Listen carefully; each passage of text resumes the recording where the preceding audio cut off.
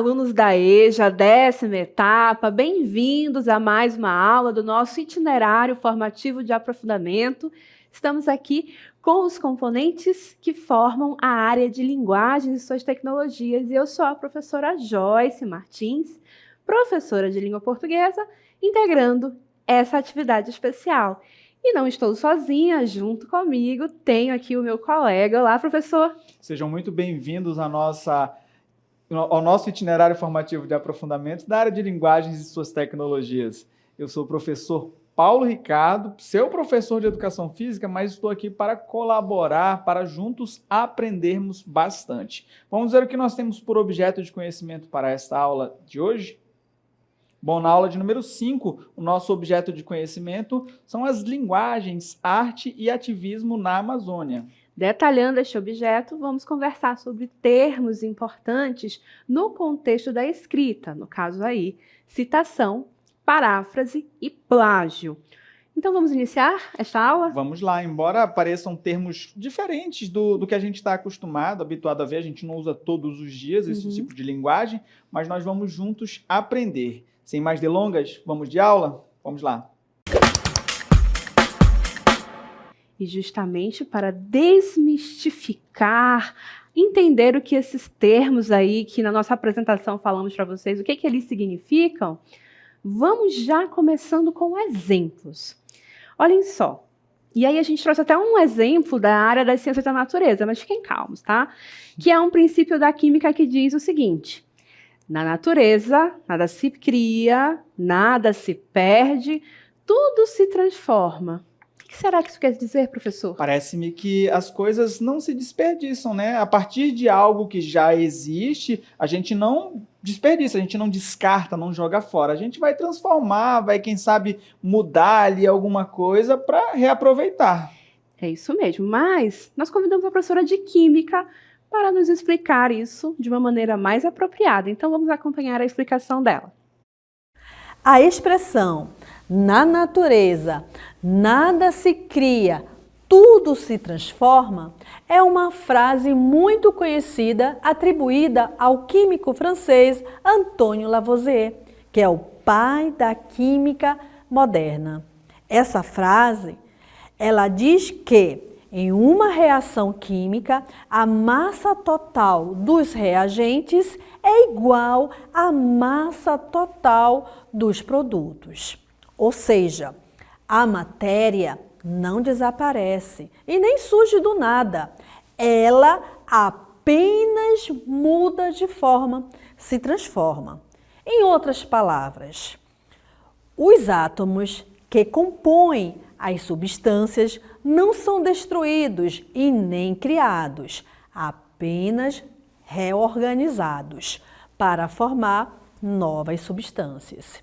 Por exemplo, quando a madeira queima, ela se transforma em cinzas, gases e energia. E essa energia a gente sente através do calor e luz. Mas a massa total dessas substâncias continua igual à da madeira e do oxigênio consumidos na combustão. Na natureza, tudo está em constante ciclo e transformação. A água evapora, forma nuvens, cai em forma de chuva e volta ao solo. Nada se perde, apenas muda o estado. Da mesma forma, os organismos vivos se decompõem e nutrem o solo, que gera novas formas de vida. E é isso mesmo, o professor Paulo tinha razão, hein?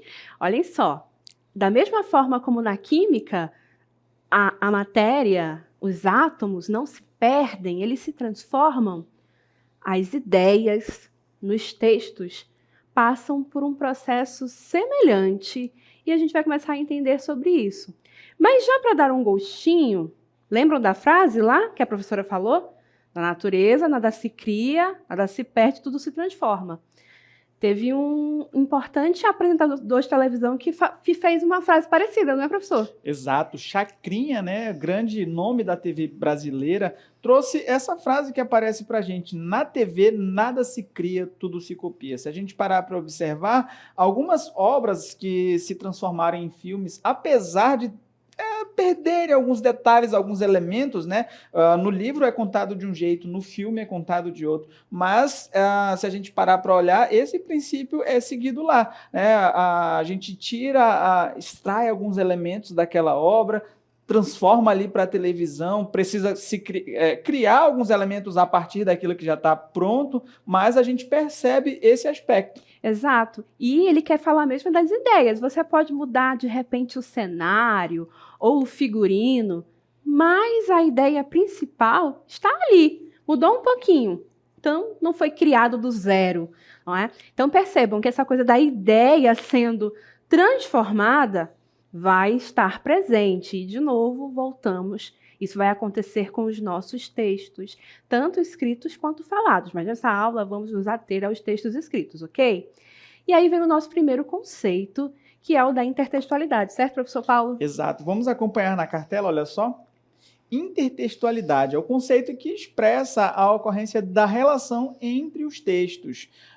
Também pode ser entendida como a influência de um texto para a produção de outro. Exatamente. Então, a intertextualidade é um processo que é intencional. Pense da seguinte forma: existem textos que são famosos, que são conhecidos, como, por exemplo, o hino nacional. É um texto bastante conhecido, correto? E, passado o tempo, eu quero escrever o meu texto.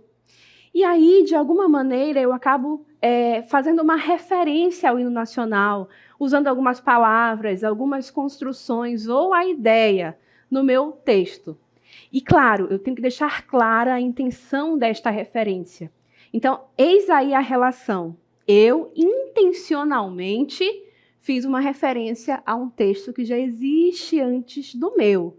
Isso é intertextualidade e isso é muito comum na literatura, muito presente também em músicas, na internet, aí recriando algumas coisas que são clássicas. Trazendo um pouco para a educação física na cultura corporal. Às vezes pode até ser difícil de imaginar, mas jogos e brincadeiras como, por exemplo, aquele imagem e ação, é você traduzir, você trazer ali a sua interpretação do que está escrito para uma expressão corporal. A gente percebe isso também nas danças, nos espetáculos cênicos, usando o corpo e o movimento para trazer essa tradução. Embora nós iremos nos ater à produção textual, mas essa também é uma forma que a gente pode observar essa intertextualidade. Exatamente. E, às vezes, obras artísticas famosas, como, por exemplo, a Mona Lisa.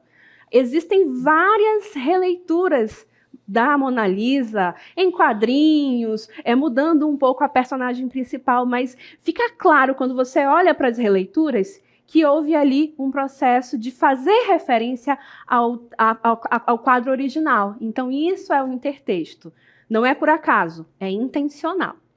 E existem formas de fazer a nossa intertextualidade acontecer. Olhem só: alusão, paródia, tradução, pastiche, epígrafe, crossover, enfim, são termos técnicos, mas tem dois ali principais em vermelho, letra grande, não é, professor Paulo? Em destaque. Em destaque, a citação e a paráfrase. Então, nós vamos agora nos ater principalmente a esses dois tipos de intertextualidade. Hoje a gente não vai falar dos outros, ok? Os outros vão ficar aí como um gancho para você, de repente, depois fazer uma pesquisa mais refinada, né? Buscar em outras fontes para conhecer, porque eles também são importantes. Porém, vamos começar pela paráfrase. Vamos lá? Vamos então. Olha. Paráfrase. Bom, olha só. É a transposição das ideias de um texto para outro, de modo a desenvolvê-las ou até mesmo explicá-las. Certamente você já ouviu a famosa frase: explique com suas próprias palavras. Esse entendimento ele vai se aproximar da ideia do que quer dizer a paráfrase, né? Exatamente. Então, pensem da seguinte maneira: você leu um texto sobre, de repente, uma temática que lhe interessa. No caso, eu, professora de língua portuguesa, vou ler aí textos sobre estudos linguísticos, sobre estudos literários. O professor Paulo vai ler aí os textos sobre a questão da educação física, a linguagem corporal, Exato. Comportamento jogos, motor. enfim, toda essa parte que é mais própria da área de estudos dele. E aí, uma vez que eu leio aquele texto, eu preciso, muitas vezes, escrever o meu próprio texto. E aí, como é que eu faço? Eu posso, professor Paulo, copiar tal e qual o texto que eu li? Não aconselho, não é bom, a gente vai... vou dar um spoiler aqui, mais na frente a gente vai falar sobre algo que a gente não deve fazer, que é o plágio, e é basicamente isso, quando a gente copia a ideia total, né? Às vezes a gente tem até um travamento nessa hora de tentar criar ali, de fazer a paráfrase, né? De tentar explicar com as próprias palavras, e para isso um exercício fundamental é leitura. Exato. Quanto mais você amplia o seu repertório, mais repertório você vai ter para tentar criar a sua paráfrase. Exato. E assim, gente, os textos que você leu vão influenciar. É assim que nós construímos o nosso processo de conhecimento. Você vai ser influenciado pelos textos que você leu, pelas coisas que você ouviu, pelas conversas que você teve sobre temas variados, mas essa influência vai estar no processo de conhecimento que você adquiriu. Na hora de escrever, você vai escrever com as suas próprias palavras. Às vezes o texto pode até nem ter relação com o assunto, mas nessa leitura você conhece ali algumas palavras que vão te servir como conectivo, vão te servir como uma palavra gancho, vão ser sinônimos de outras palavras que vão enriquecer o teu texto e te ajudar a construir essa paráfrase. E aí a gente começa esse treinamento de fazer paráfrase com passagens menores. Você lê ali de repente um parágrafo do texto e aí tenta, eu entendi com este parágrafo tal coisa. Então você reescreve aquela ideia. E no processo de reescrever a ideia, você vai construindo aquele pensamento, aquele conhecimento, usando as tuas palavras. Então, eis aí o parafrasear. Muitas vezes, nós que temos aí esse travamento para começar a escrever sobre qualquer tema que seja, a paráfrase, esse escrever com as tuas próprias palavras, o teu entendimento, ajuda nesse processo de destravar a escrita, não é? Não se trata de copiar, trata-se nesse processo de parafrasear, ok? E aí, para mostrar um pouquinho aqui para vocês esse processo, temos um exemplo. Começamos então com o texto original. É um texto aí que vai falar a respeito da questão corporal relacionado aos povos originários, certo, professor Paulo? Exato. O texto original diz assim: com efeito, cada povo, cada etnia indígena tem uma cultura própria, com organização social e econômica e práticas corporais particulares. O texto segue dizendo o seguinte: as práticas corporais das sociedades tradicionais colaboram para que valores, costumes, normas sociais e comportamentos desejados sejam assimilados por meio dos corpos dos indivíduos, tendo como base suas tradições. No plano simbólico, constituem-se em vivências lúdicas, expressões e linguagens com sentidos e significados que emergem dos contextos nos quais são realizadas. Notem que esse trecho aí, ele está na cartela grafado entre aspas. E ao final, temos aí a indicação dos autores deste texto e, enfim, o ano em que esse texto foi publicado e a página. Isso aqui, também já dando um spoiler, é uma indicação clara de que este texto da cartela não foi escrito por mim. Foi escrito por uma outra pessoa e eu estou copiando aqui, eu estou citando. Daqui a pouco vamos falar um pouquinho mais de citação. Eu estou citando. Então, notem que eu estou evidenciando esse processo.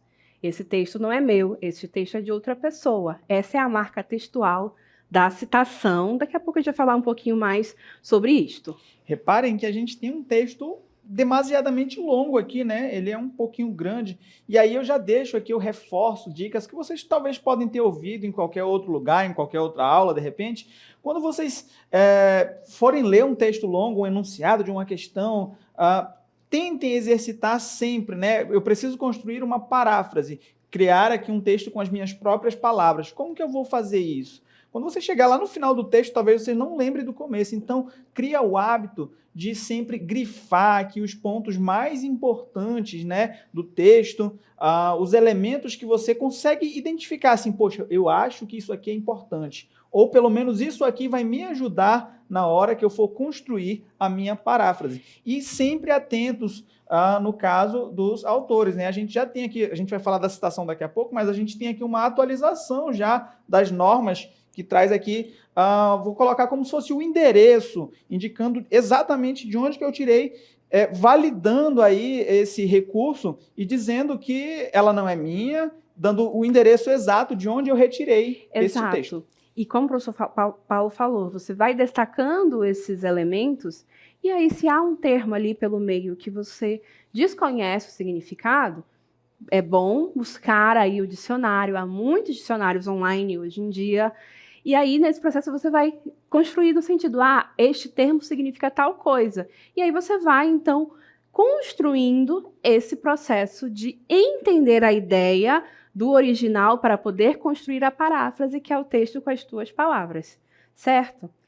E com base no texto que a gente leu, olha só a paráfrase que a gente tem. Que também ficou longa, mas traz a mesma ideia escrita de uma outra forma. Diz assim: na verdade, todo grupo indígena possui sua própria cultura, que inclui uma forma de organização da vida em sociedade, né, social, e de produção e distribuição de recursos, econômica, além das práticas corporais únicas. Essas atividades, vamos adiante?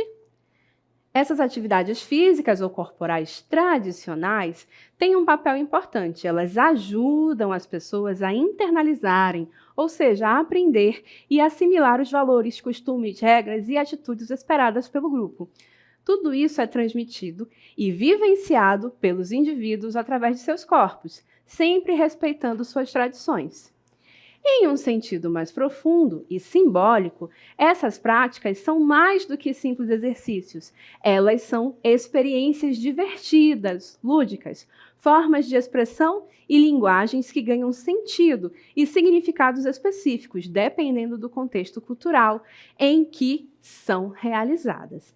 Então percebam que, professora, ficou até mais longo. Pode isso sim, fica mais longo justamente porque há aí uma tentativa de explicar aqueles termos do texto original, as ideias daquele texto original e expressar esse entendimento. Então, pode sim ficar mais longo, mas a relação de que um é paráfrase do outro fica evidente. Sim, e percebam que essa adaptação é necessária. Às vezes nós temos um texto completamente técnico e nós vamos apresentar esse texto, vamos supor, para os idosos da nossa comunidade. Eu não vou levar palavras técnicas falando, por exemplo, no âmbito da educação física, né, no contexto da educação física, da hiperextensão do maléolo medial. Não vou dizer isso. Eu vou levar os termos, olha, você precisa se alongar dessa forma e tudo mais. A gente vai simplificar, vai explicar aí com a nossa paráfrase.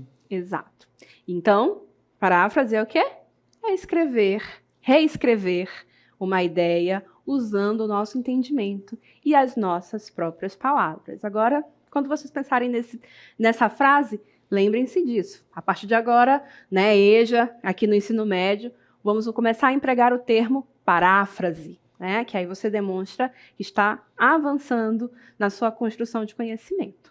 Lembrem das aulas da IFA e quando vocês quiserem, parafraseando professora Joyce Camila, nós vamos falar agora sobre citação. O que é uma citação? Que foi o segundo tipo que nós prometemos no início desta aula. Então, a citação é diferente um pouquinho, vamos lá. É a menção da informação extraída de outra fonte, mas o que difere? É porque na citação, pelo menos inicialmente, nós vamos escrever palavra por palavra da fonte em que eu estou citando, da fonte que eu estou consultando. Então, eu vou escrever palavra por palavra. E se eu estou escrevendo palavra por palavra, tal qual está lá no texto que eu estou consultando, eu preciso me preocupar com algumas regrinhas, algumas marcas textuais importantes para mostrar que aquele texto não é meu. Eu estou usando aquela passagem para enriquecer o meu texto, certo? De maneira geral, existem 2 tipos de citação. A direta, que pode ser curta e longa, e a indireta, certo? Então, começando pela citação direta, professor. Como é que ela acontece? Como o nome já diz aqui, ela é direta, né? É uma transcrição textual de parte da obra do autor consultado. Ela pode ser aí curta ou longa, como a professora já falou. E a indireta é um texto baseado na obra do autor consultado, ok? E aí, nessa indireta, a gente já pode ver uma relação desse conceito de citação indireta com o de paráfrase que a gente acabou de consultar, tá bom? Então, é justamente o que diz nossa próxima cartela, tá? A citação indireta, ela é, de fato, uma paráfrase. A gente acabou de conversar bastante aqui sobre paráfrase, não é? Então, quando você diz, citação indireta, é uma paráfrase. Você leu aquela fonte, aquela obra, aquele autor, e a ideia que, de repente, continha lá num capítulo ou numa parte do texto dele, você quer trazer para o seu trabalho e você reescreveu. Mas como há bastante semelhança na ideia, ao final você dá ali, vamos dizer assim, a referência, você dá o crédito do autor que você está citando indiretamente. Tá? Então, mantém-se aí o sentido da obra original, reescrevendo-o com outras palavras. Ao término da paráfrase, que é a citação indireta, faz-se a referência do texto, parafraseando, ok? E aí, do texto parafraseado, na verdade, nós temos aí o nosso exemplo. Olhem só, esse parágrafo, ele foi parafraseado da obra de um outro autor, que é esse que está aí referenciado, né? Então, olhem só, ao longo da IFA, letramento e as relações humanas, estamos explorando elementos culturais dos povos originários. Até aqui, texto da professora que vos fala. Essa parte em destaque é a parte parafraseada, tá, gente? Dentre eles, as práticas corporais, as quais testemunham e colaboram para a perpetuação da organização social desses povos. Eu parafraseei justamente aquele texto que foi citado anteriormente quando falávamos de paráfrase. Notem, então, que aqui eu destaquei para vocês com esta cor diferente, porém, não precisamos fazer dessa forma destaque de cor no nosso texto corridamente, ok? Porém, eu preciso citar a minha fonte de paráfrase, tá? O texto que eu estou citando indiretamente. Então, eu coloco aqui os nomes dos autores, tá? Os nomes dos autores e coloco o ano da obra, o ano em que esse texto foi publicado. Em algumas situações, você pode colocar a página de referência. Mas quando é um texto maior que você está citando indiretamente, aí nesse caso fica um pouquinho mais difícil de dizer a página, você coloca aí o nome dos autores e o ano em que a obra foi escrita. Há alguns trabalhos acadêmicos que apresentam ali diversos autores, às vezes, não sei, vou colocar aqui um número bem alto, 10 autores. Então vamos colocar 10 nomes ali ao longo de toda a nossa referência, né? A gente usa um termo pequenininho, um et al, né? Que significa e colaboradores dentro de uma tradução. E aí ele simplifica, ele suprime um pouquinho esse quantitativo de autores. Tá bom? Exato. Avançando, vamos agora para a citação direta curta. Vamos lá? Vamos lá. De até 3 linhas, ela deve ser incorporada ao texto, né? Elas devem ser incorporadas ao texto e assinaladas com aspas duplas, tá bom? Deve conter a identificação do texto citado, sobrenome do autor, ano de publicação e página onde foi extraído o trecho. E aí a gente identifica com a página porque você está citando um trecho específico. Então, olhem só no nosso exemplo. Vamos avançar? Com mais de 3 linhas, deve ser destacada, com recuo padronizado em relação, né? Aí Não é o nosso exemplo agora. Agora eu estou falando da citação longa, perdão. Porque a gente falou da curta, agora vem a longa. Qual é a diferença entre a citação direta curta e a direta longa? É justamente a quantidade de linhas, né? A direta longa vai ter mais de 3 linhas. Deve ser destacada com recuo padronizado em relação à margem esquerda e com letra menor que o restante do texto, tá bom? E a citação direta longa, ela vai se caracterizar por ter um recuo de 4 centímetros. Então, tem lá o seu texto na tua página de A4, teu texto vai ocupar toda a página, normal. Quando você for colocar a citação direta longa, você vai fazer um recuo de 4 centímetros. Bom, e ele deve conter a identificação do texto citado, né, com o sobrenome do autor, o ano de publicação e a página onde foi extraído o trecho. E aí, como exemplo da nossa primeira citação, da citação curta, aparece para a gente agora o exemplo 1, olha só, de acordo com a literatura sobre o tema, as brincadeiras tradicionais amazônicas, com peteca, ipira e a ciranda, preservam a memória cultural e fortalecem laços comunitários entre as crianças e jovens. E a gente tem aí Silva Moura, 2019, página 87. Então, notem que aqui até esta parte, de acordo com até sobre o tema, isso aqui é o meu texto. E aí eu vou inserir a citação curta, marcada com as aspas, no início e no fim. Dentro desse espaço das aspas, eu tenho o texto que eu estou citando palavra por palavra. E aí, a identificação de autores, ano e página. E aí, a nossa citação poderia ser citada de outra forma. Eu poderia começar assim, conforme Silva Moura. É uma outra forma de escrever, tá? De acordo com, conforme o autor. Nota que eu coloquei o nome dos autores no início do texto, ao final ficou apenas o nome e a página. E agora a longa. A citação direta longa, que é o nosso exemplo de número 2, nota o seguinte, segundo Oliveira. E aí a letra está maior. De repente aparece uma citação grande, letra menor. Por quê? Porque agora é a citação direta longa. Nesse caso, eu não começo e termino com aspas, não. Eu faço o quê? Letra um pouquinho menor e cito tudo. E aí eu faço a identificação, tá? Ano da publicação, a página de onde o texto foi extraído, certo?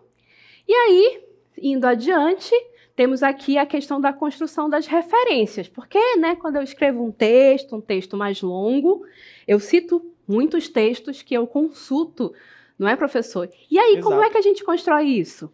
Bom, vamos lá, vamos aprender, né? Vamos usar ali essa pequena lista de referências onde cada elemento vai ser incluído. E a gente tem, olha só, o nome do autor, tá bom? A pessoa ou instituição.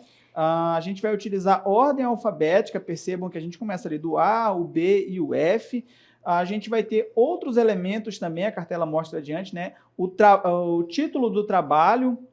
E o título do trabalho ele vai vir sempre em destaque, negrito ou sublinhado, tá bom? E ao final, depois do nome do autor e do título do trabalho, vem aí a questão das outras informações. Editora, o ano da publicação, a cidade onde foi publicado, enfim, tem uma ordem. E importante em relação aos nomes dos autores, é que notem que começamos sempre pelo último sobrenome. E aí, vírgula, em caixa alta, o último sobrenome, vírgula, o restante do nome do autor, tá bom?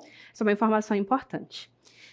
Falamos sobre citações, muitas citações. E aí aquela pergunta do começo, professor, eu posso copiar o trabalho de outra pessoa sem citar? Deveríamos ter um sinal sonoro, que é aquele que faz pé. Não podemos, porque isso constitui plágio, que é o próximo tópico que nós vamos explorar. O plágio é caracterizado pela reprodução de qualquer trecho de um livro, artigo, trabalho escrito por outra pessoa, sem a citação da fonte do autor, isto é, sem inserir os créditos para os autores originais.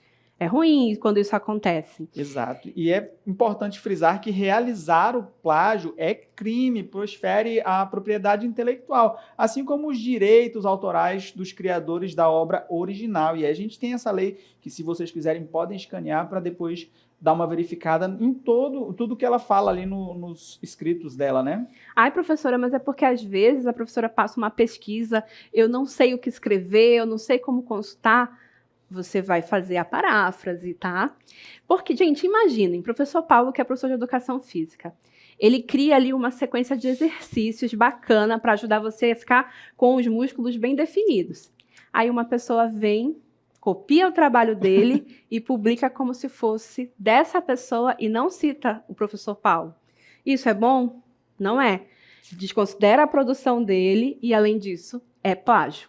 Vocês podem estar se perguntando por que aprender sobre isso, por que trazer esses elementos para o nosso itinerário formativo de aprofundamento. Eles são fundamentais para você aprender, ter elementos para a criação textual, para utilizar em redações de avaliações externas, como o Exame Nacional do Ensino Médio, que daqui a pouco vocês estarão realizando, e claro, vão enriquecer aí o seu repertório no que se refere à escrita, elementos que você pode utilizar na escrita dos seus textos. E saber se portar diante de uma citação. Quando você pegar um texto que tem uma citação, você reconhece, você sabe interpretar a lista de citações e assim por diante, certo? Então vamos encerrando esta aula por aqui. Vamos, esperamos que vocês tenham gostado dessa aula, tenham aprendido bastante. Deixamos a todos aí um forte abraço e até a próxima.